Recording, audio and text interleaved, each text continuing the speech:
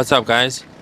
现在呢，刚好是一个人生充满变化的阶段。以往的习惯的生活模式，比如说正常的工作的流程啊、范围啊，都要有很大的改变。这好像是怎么说呢？就好像是你相机系统用习惯之后，突然全部要脱手，可能 upgrade 或者是 simplify 这样子更换一个系统。Anyway， 我想未来有可能有更多自主性吧，想要更多做属于自己 branding 的东西，或者是成就自己一个 individual concept 的想法。当然，维持生计也是必须的，只好有头皮看未来发展怎么样咯。但是有时候人生就是不断的经验值累积，很多时候我们做的事只是累积下一件事情所需要的 know how， 以及该如何解决问题的方法。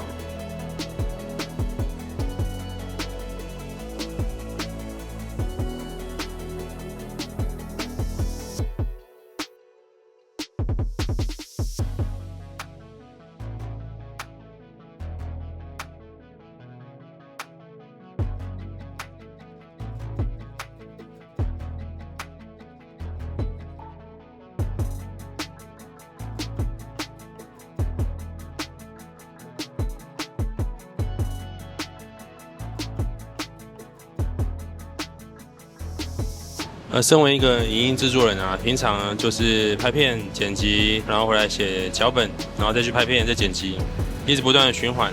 这样循环呢，也逐渐的成为一种安全感，或者说每天就是必须要做这件事情。同时呢，长时间的超时工作，比如说一天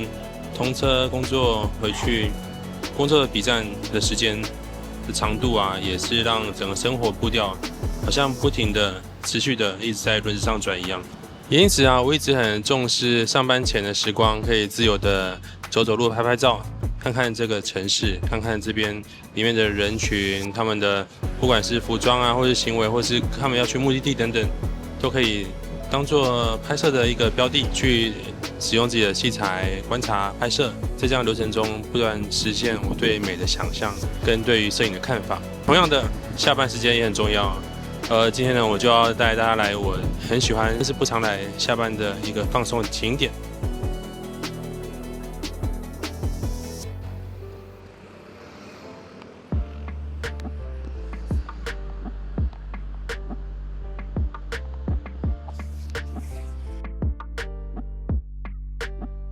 然后这边呢，就可以看到可爱的猫咪，以及闻到浓郁的野姜花香味。这边就是富阳山公园。但如果在下班的时候来这边呢，都天色已经暗了，尤其现在冬天，都已经一片漆黑的情况下，很考验拍摄的道具。比如说我们现在拿的 Sony A7S III， 就可以比较好的在这么暗的情况下，还是可以看出在拍什么。但是来拍拿 Pocket 2就很惨，就是一片的颗粒，拍不出东西。所以我们就来看看下班来富阳山公园走走，放松一下身心的感受吧。缓步的经过门口的厕所，这边就有映入眼前的是一座小桥，穿过小桥，这片自然界的森林步道开始咯。走，在这边走着，可以看到伸手不见五指状况下，还是可以隐隐约约感觉到天顶上那消失的最后一道光线，以及映照出树叶形状跟那芬香的一点点森林自然的味道。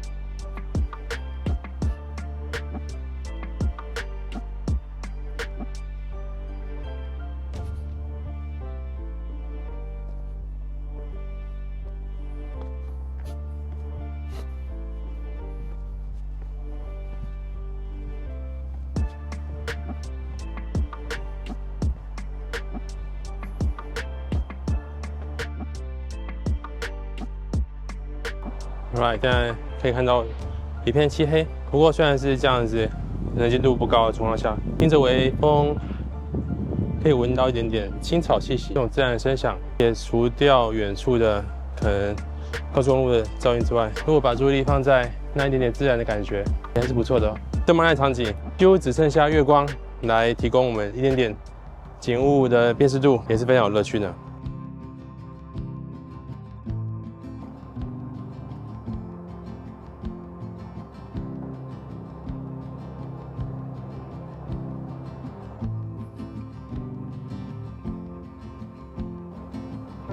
刚因为太暗找不到路的时候，就抬头看月亮吧，一点点光也可以带来很多希望的。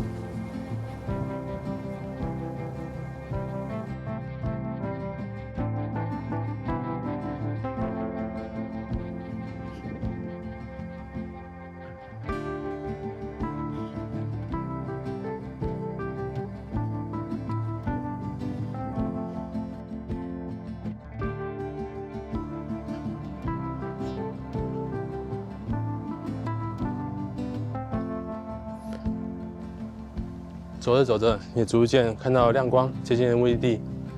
或许就是这一点对光的探寻，让我们一直有往前走的想法，去看一下光所照的地方究竟是什么样的情景，会给我们什么样的冲击。所以不要害怕 stay where you are， 而是要试着去踏出那一步，看看不同的世界，或者是不同的人事物的交集，会给我们什么样的反应吧。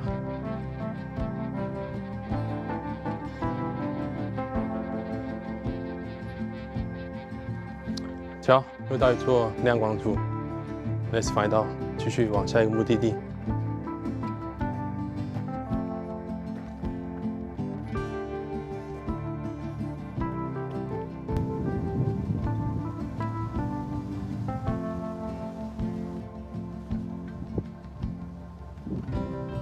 哇，看到一片开阔的场景，我们来到观景台咯，看看这边的景色吧。可以看到远处大面积我们都市的 skyline， 来拍给大家看吧。Let's enjoy the view。这是几百万的夜景呢，现在 ISA 开到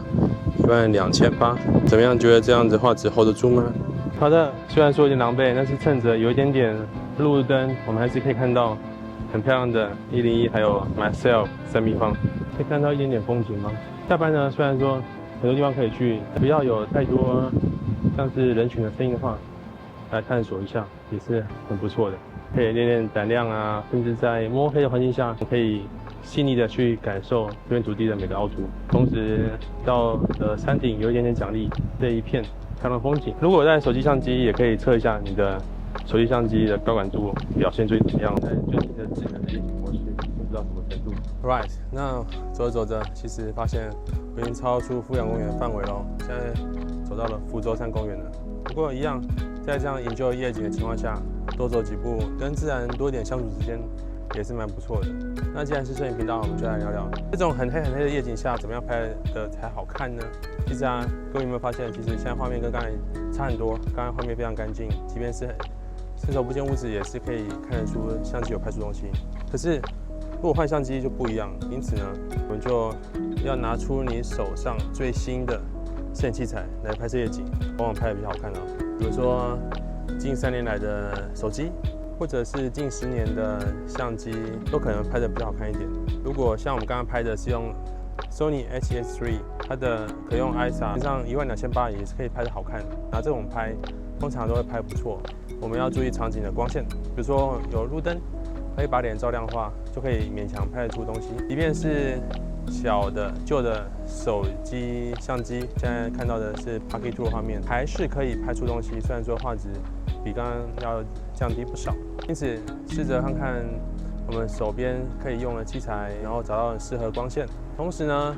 如果你的镜头光圈大一点，也会很有帮助。比如说我们刚才用的是 Sony 的35F1.8，它的画质还不错，虽然说它的全光圈还是没有到非常的利，不过遇到这种入色光夜景的光线扩散啊，它的光源效果都还是相当自然，而且有一种古朴的味道，好像老镜头一样。这点我之前也提过35.8确实是一颗保障镜头吧。因此，试着去在夜景中找出你的亮区跟你暗区的比例，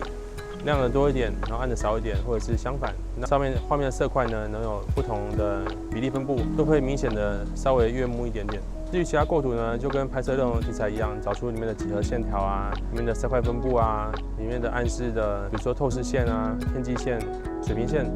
的摆法啊，对称还是要3分法，或者是大跟小的对比，这些的排列组合呢，都可以让夜景轻松的可以有好看的感觉。Right， 我是陈一棒 ，See you，bye。